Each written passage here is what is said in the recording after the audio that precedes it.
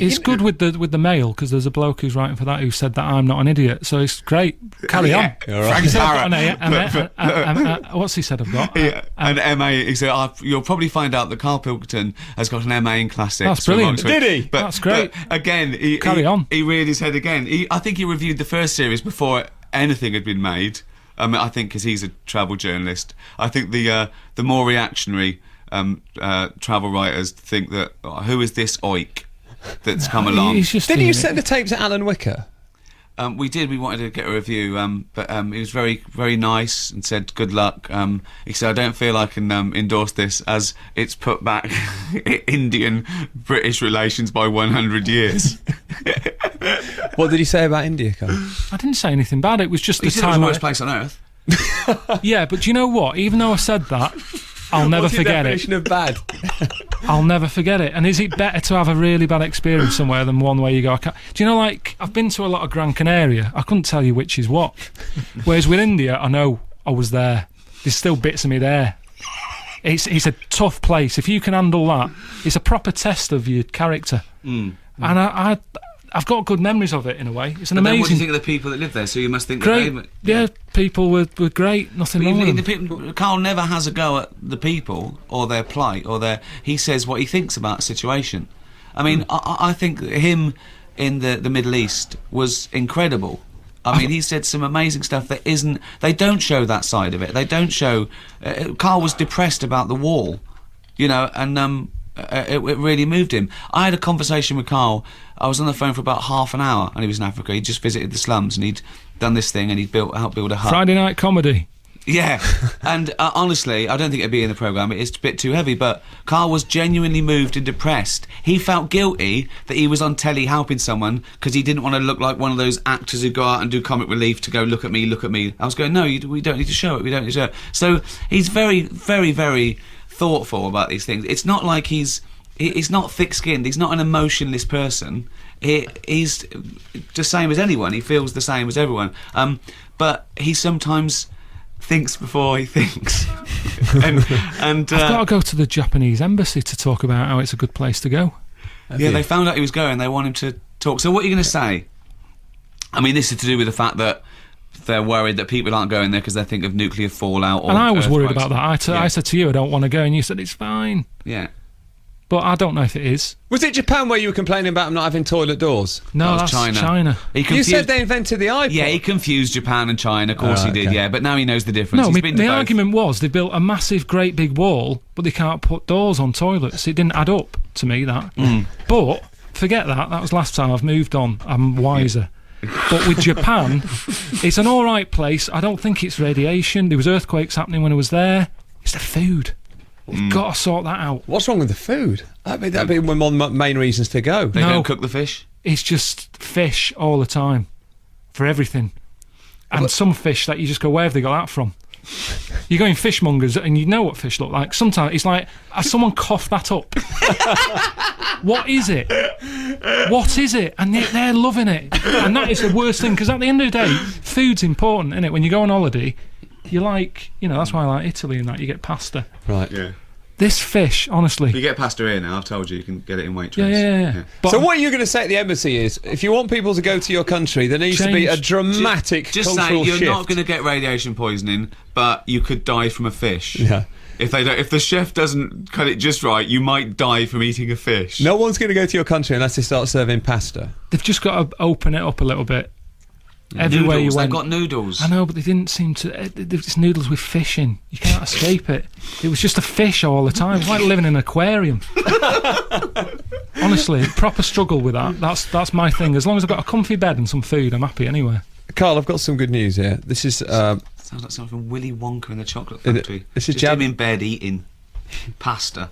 This is Javid in Huddersfield. He says, I've got the same experience as Carl. I worked with a family years ago who also had a horse which they kept in the kitchen. You were explaining earlier, Yeah, a awesome. friend, someone near you kept a horse in the living room. Does happen. There you go, it does happen. Does happen. Yeah. Let's have a look at some more text. Dear Ricky Karl, and what do you say to those people that say you're not qualified to do a travel show because... Well, who is? Who is?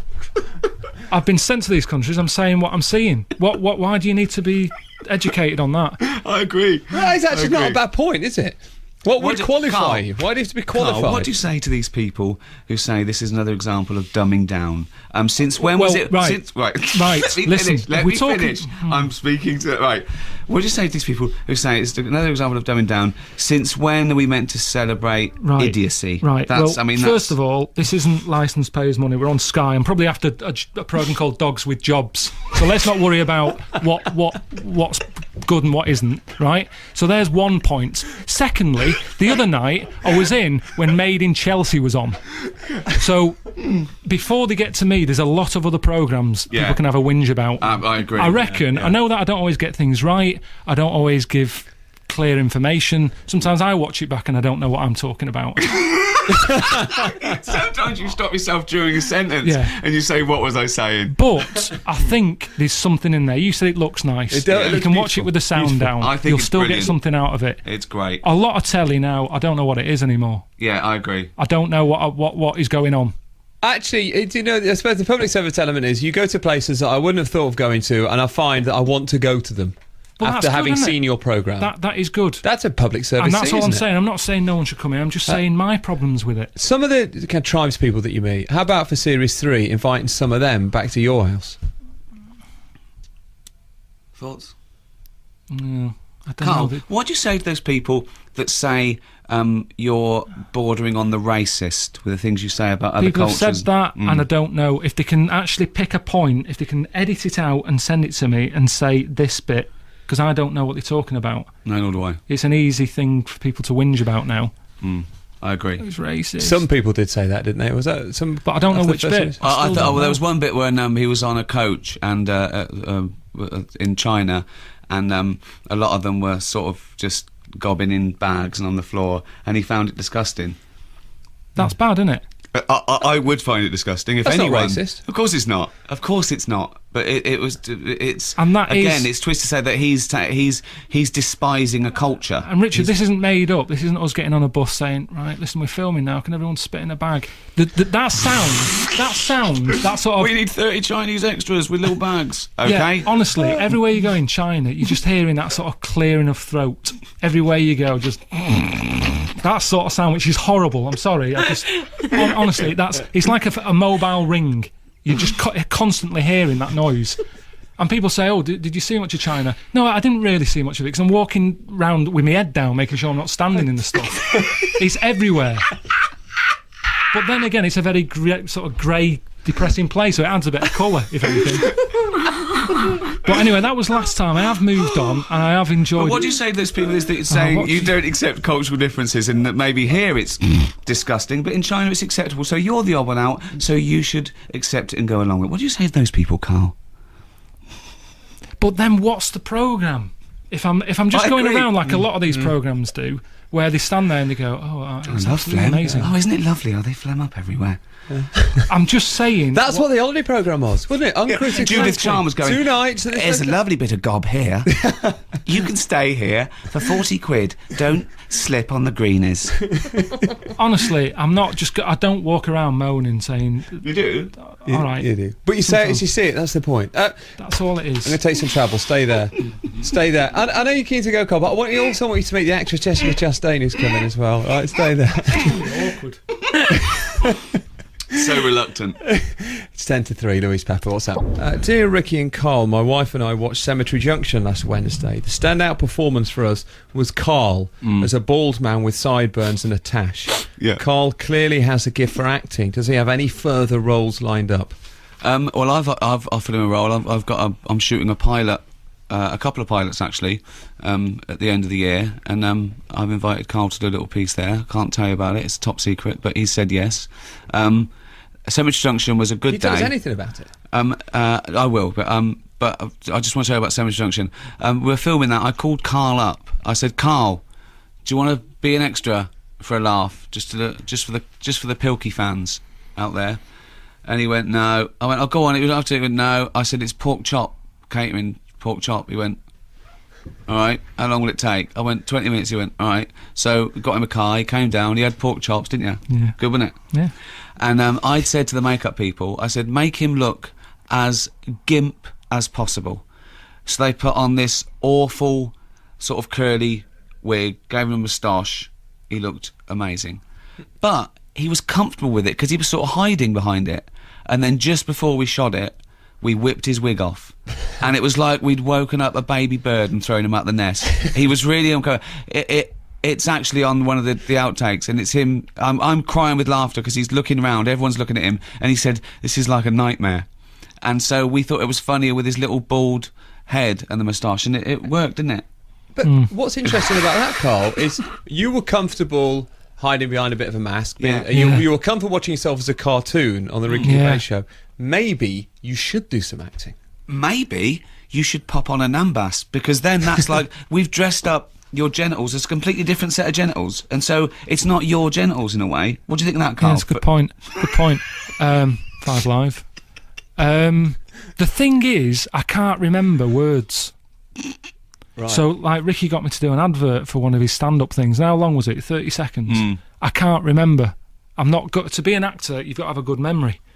If it was that thing where they just go make it up, I can do that. You can't remember 30 seconds. Well, that's what I do. Honestly, it's really hard. All my film roles. Yeah, I just make them on the day. Is that all right? I can't do that. It's a tricky bit of... Carl, what do you say to those people who say, because of your mental disability, that I am bullying you and exploiting you? What do you say to those people? Go on, interesting question. Go. It's been asked a lot, but no one's stepping in, are they? No one's helping, are they? It's gone on for 10 years. They say what goes around comes around. When's it coming round then? When's something going to happen to him? When's someone going to squeeze his head? What you're saying is, if people are accusing him of bullying, why aren't they actually, rather What's than being words, done about it? What are they doing about it? Oh, this is bullying. All right. Well, what are you watching it for then? It's ridiculous. Of course, it's not bullying. We're friends. You know, all these people would rather whinge about it. They've all got their conspiracy theories, but what are we meant to do? We're making this. We don't care whether anyone likes these shows or not. We don't care. We'd rather they enjoyed it, of course, but we're not interested. We just say, it's not for you then. We don't care about anything. You care that some people like it. Well, because you get the chance to make it again. That's the only reason we care. But if anyone says, do you want to make another one, that's all that matters to us. He doesn't want to make it. Are you going to do a third series? No, I mean, if there's anything... I've come up with another idea. What is it? It's him and Warwick Davis going round, Karl on a bike with Warwick in the basket. That's all. That is the idea, Richard. That's as far as it goes. I said, what then? That's 10 seconds. You don't know where title sequence. Where's the bike going to go? It'd be going around sort of like weird sort of events and festivals of England, and there'd be great. It's like two fat cooks. Yeah, but the difference is The they hairy took it in bikers, turns isn't it? to cycle and that. Warwick's legs aren't going to reach the thing. It's always going to be me cycling him about. And even though he's small, he's still heavy, you know. I've had him sat on my lap, which is an odd thing to say out loud. But Ricky sorted it out for him to come in and sit and have a chat with me once. And he's heavy for a little Why fella. did he sit on... weren't there any chairs? Why was he sat on your lap? There wasn't a chair for him, was there? No, there was only two. I only ordered two. Right. Oh. Carl, I've been looking at the list, 100 things to do before you die. 41, meet your idol. Why don't you go with that one? Never do that, never do that. Who's your idol? I haven't got any. You haven't got any? No. Okay. No? No, it's best not to. But you respect him. You like Bruce Willis, don't you? Yeah, but that's all he is. I don't want to meet him. I just like Die Hard. Well done, Bruce. But I don't want to meet them. What do you want to meet them No, for? I don't understand that. I've never understood that as what you can get out of that. What's the best that can happen? 67, join the Mile High Club. No. Again? Ridiculous. Stupid. Yeah. Why? It's nothing to be proud of. Well, I don't get it. And I don't like using the toilet on a plane for using it as a toilet because I always feel like I'm in a rush. There's always someone might be waiting outside, timing me. Do you know they know how long you've been in there? So just the idea of that is horrendous. They're the most unpleasant of all toilets. Yeah. Jessica Chastain. Hello there. Hello. That's an inelegant point at which to bring you in. Well, welcome. Talking about toilets, Jessica Chastain. What? The toilet's in. Why I used the toilet before I came in. Yeah. You've got sort of 5 Live pumped out everywhere you go in here. You can't escape it. That's right. Why doesn't it do it in the toilet? Well, it's in the lifts, isn't it? I don't know why it doesn't do But you it. want it in the toilet, I think. I think people would sit down too long. They wouldn't leave. Right, thank you, Jessica. Good point. Yeah, yeah. That's the best review you've ever had. Yeah. I need to hear your show on the toilet. Do you know they do that in Japan on the toilets there? There's a button you press and it sounds like you're flushing it, so you don't worry about other people hearing what you're doing. Yeah. It's good, So isn't what it? you do? You're just constantly flushing a toilet. Yeah, but you're not. It's a sound effect. It's a little button. But why not a different sound effect? Why not people screaming? The sound of torture. What? You know what I mean? It's arbitrary, isn't it? Right, it's Jessica's turn now, and we're running a bit short. Jessica Chastain is already. You're in an enormous number of films that are coming up. You're in The Debt, which is about to be released, which is an outstanding film with a remarkable performance by. You've got to see The Debt. It's about a cell of Mossad agents in the 1960s that go Nazi hunting. Wow. It's amazing. Fantastic. And Jessica starred opposite Brad Pitt in The Tree of Life by Terrence Malick recently. And everyone on the planet will probably know your name within about a year. But meanwhile, I spoke to you last night at the premiere and you were quite excited. And that's an understatement about me and Ricky and Karl. No. Have you downloaded the podcast? Yeah, I've actually. No, this is just awkward. No, it's really awkward. It's really embarrassing You now. don't have to, I know, because No, I he was just being swear. polite last night, No, and now he's making I a big remember deal. the podcast about like you guys talking about Brokeback Mountain, and I mean, there's really I'm did. such a fan, Oh, and thank you. I saw you at Madison Square Garden. Oh wow. So, you know, it's funny. Hang on, you this know, is like your bucket list. You're meeting an exactly. idol. I never really thought that I would meet you guys. You know. I think it's going too far. Wait, but that means also I'm about to die, right? If it's a bucket list.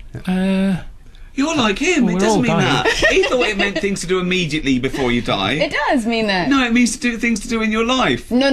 Who's going to run round when they're feeling sick, jumping in dolphins and fighting Eskimos? That's the point of a bucket Having list. sex on aeroplanes. It's like, all right, I've got 6 months to live. This is what I'm going to do before I die. Really? That's what a bucket list is. There you go. Ricky, it's 3 o'clock. Hold on, though. Freeman. Are you saying people are... no. It's time for the news. It's time for the news. Ricky, It's you've got to not- go. oh, I haven't keep the even bucket mentioned list. Yeah. Yeah, but I thought keep Right, the bucket list things to do come- before you die. You've got Keep the bucket. You should. Thanks for Yeah, I having know. No. Carl's walking out. Bye, everyone. Ricky, do you want to do 5 more minutes? Talk about Life's Too Short. It's up to you. Unless you've got to Okay, go. I'll just very quickly. Wait for that. Okay, sure. Okay, we've got 5 minutes of news, then 5 Sure. minutes chat. Okay. Sure. Do you want a picture of Ricky?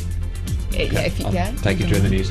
Right, Ricky Gervais is still here, and we'll talk Fascinating radio. It's like we are talking amongst ourselves. I mean, it's like they've forgotten that this radio. is broadcasting. That is the best. I totally agree. That is the best radio. On digital and Ricky Gervais is still here. Jessica Chastain is with me, star of The Debt and The Tree of Life. Ricky, do you want to do some texts from people commenting on the last hour Oh, go on. when Karl was here? Karl's left now. I'm laughing so much I can't breathe. That's what Karl does to me, though. I think people don't get it. That when you're in a room with him, and I get this sort of all day. I feel so privileged. I don't know anyone like him. I just cannot get enough of him. He's the first phone call I make. He's like a backdrop to my existence. If I'm watching television and it's on Channel 5 and it's like the baby born with 2 heads, right? I call Karl and he answers the phone like this. Weird, isn't it? So now I know he's watching it. So now I'm watching it and I'm getting double whammy because I call him, what do you think of that? And he texts me. It's just, he's remarkable. He's got a different outlook on everything. Just that thing about the Mile High Club. Yeah. It's straight away to, I don't even like using it as a toilet. You know, it's just got a lovely He's got an perspective. instant perspective on it. He's got an original and instant. He sees the world differently. When you've listened to the podcast, Jessica, have you ever thought, some people think, oh, Karl's a bit of an act. Have you ever thought that? This is the first time I've met him. No, I actually didn't think he was an act because he just seems so deadpan and honest and. That's it. Yeah. That's it. Yeah. That is it. And also, everyone's got a mate like that. They just haven't got a mate like me to get them on telly. Dear Richard, please tell Karl I can't wait for the new series. I love the last one. I watched it. I was heavily pregnant at the time, and I laughed so much I went into labour. Excellent. Karl, you're a different class. At last, somebody on telly worth watching. You're witty, insightful and intelligent. I had to pull my car over. I'm laughing my head off. I want Karl as a mate, says John in Cambridgeshire. Exactly. And so it goes on. Ricky, let's talk about Life's Too Short, which is your new comedy that you've written with Stephen Merchant, starring Warwick Davis. What is the premise exactly? It's a return to the fake documentary. If The Office was one of those sort of reflected those docu-soaps, those quaint docu-soaps of the 90s, where normal people sort of got 50 minutes of fame, this is brought it up to date. This is like modern documentaries where people live their life like an open wound to get another 15 minutes of fame. And Warwick Davis plays a twisted version of himself. He really was in all those films, but his career's on the slide. He's going through a messy divorce. He's got a terrible accountant, so he's got a £250,000 tax bill, and so he does this documentary. And he runs a dwarf talent agency. Yeah, which he does in real life. He does in real life. There's nothing funny about that. There's nothing funny about that. He does in real life. In real life, it's called Willow, which is named after his famous role. Well, we've got one fan. She's going to be loving it. She likes the premise, let alone the... and in this one, it's called Dwarves for Hire. A little bit more on the nose. But in this one, of course, he's exploiting the other little people, and he's taking all their jobs for himself. So it's not a comedy about a guy being short. It's about... She'd be happy with You that. just like the word short. So I'm just This is thinking of that Willow. easy. See, I spent a lot of time on this. I didn't have to. I could just show pictures of dwarves. Is it a load of dwarf jokes? Yeah. Done. Yeah. Sold. No, but it's about him having a small man complex. Which she laughs at small. She laughs at the word small. Small tiny, and short. tiny. Okay. All right. Have a his little clip. It's a short 12-second clip, and this is Warwick Davis in conversation with another dwarf. The director's furious, he wants to fire you. It's not my fault, I know the song. You're a dwarf, how can you not know hi-ho, hi-ho? And something about whistling. You don't know whistle while you work? I've never heard it before. How is this possible? I don't know. What, you were just talking to Jessica about... Yes, I've just America. realised that in America, dwarf is a derogatory term. No, you're supposed to say little person. Yeah, exactly, which we do here as well, but dwarf is okay here as long as they have dwarfism. It's a specific type of little person. This is going on Midget HBO. is out. Midget, you is the cannot M-word. say that. That's That the is M the word. worst thing That's you could terrible. say. Yeah. Yeah, but and This is going on HBO, isn't it? yeah, well, they were concerned about it, but I think they know that it's it's set in England, and we're never using it in a derogatory way. We're it's people. But a midget is different from a dwarf. Well, yeah, dwarfism specific. A midget is, I think, officially. We've just said you can't say it, and we've said it about 15 times. The M word is to do with someone being under a certain height and perfectly proportions due to. I don't know. Go into And just it. be clear, Anyway, we're not you can- laughing at short people. We're laughing No. at language. Of Yeah, course we are. like Of mini course me is a midget. Yeah, well, I don't know. As in the Because- show, Warwick Davis says, "I don't know what he is." He said, "I'm all for being short." He said, "But he's taking it too far." Right? No, we're not laughing. We're not in the show. We're not laughing at being short or short people. And we're not doing that now. Of course not. Of course, No. we're not doing it now. No, this is a grown-up show. We're not Yeah. laughing on it. She was. I We was weren't. not. I was laughing at you. When your face. when you were talking about it. It's a This has grown-up done show. me no good at all. I know. The people who are already up in arms about it could be offensive, who don't know. Of course, it's not No, offensive. Yeah, they are. Oh, people say, "Oh, is this?" They say it for two reasons. One, because it's got a little person in it. They assume it has to be cruel or nasty or laughing at his expense. Once again, like we're exploiting him, like we paid him in magic beans as opposed to him being, an executive producer. And two, I think it's because I've got this reputation as a shock comedian, which I've never been. I've seen The Office, they've seen extras, and still they think, oh, it's going to be awful and nasty and exploitative, which is not in the slightest. Okay, just final question before you go. Are you going to do the Golden Globes Dwarf again? is a funny word, though, is a funny word. because it's antiquated. So even though it's just a funny word because it's sort of been mugged and used. By Snow White. Exactly. Yeah, the Yeah. word Yeah, is funny. Exactly. Snow White is a And her fictional character, 7. though, by the way. Oh, right. Yeah, that's not technically. Yeah, Karl gets a lot of his information from fairy tales, Planet of the Apes, and the Flintstones. Have you Just been like off- religious fundamentalists, a lot of them get a view of the world They don't get based that- on the Flintstones, where dinosaurs roamed with man. Although Flintstones would technically predate the creation of the biblical Earth, wouldn't they? How dare you? Yes, they would. You're right. How dare You're very you? right. No, he's Blasphemy. The Earth is 5,000 years old. Did you? When, That's scientifically proven. it is. The science is in the Bible. Exactly. Yeah. Did you? What more evidence do you need? Did you know?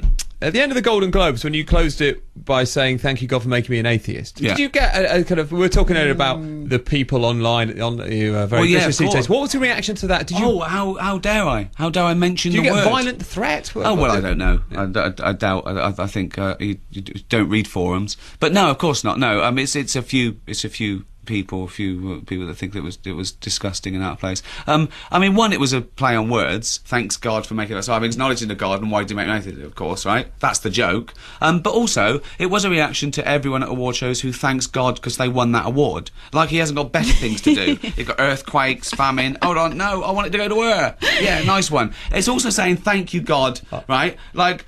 He had something to do with it because you needed it. So one, you didn't deserve it, but he pulled a few strings. You know, it's ludicrous to thank God for anything. I mean, as an atheist, it's ridiculous. But even if you believe in God, it's strange that he would choose to. Do you know what I mean? Oh, well, I thought when people pray to get better exam results, I do think, well, you know, why would he pick you over someone else anyway? Just and 'cause also, why are you praying? He knows what you think. He knows everything. He's all powerful. That's true. So it's pointless.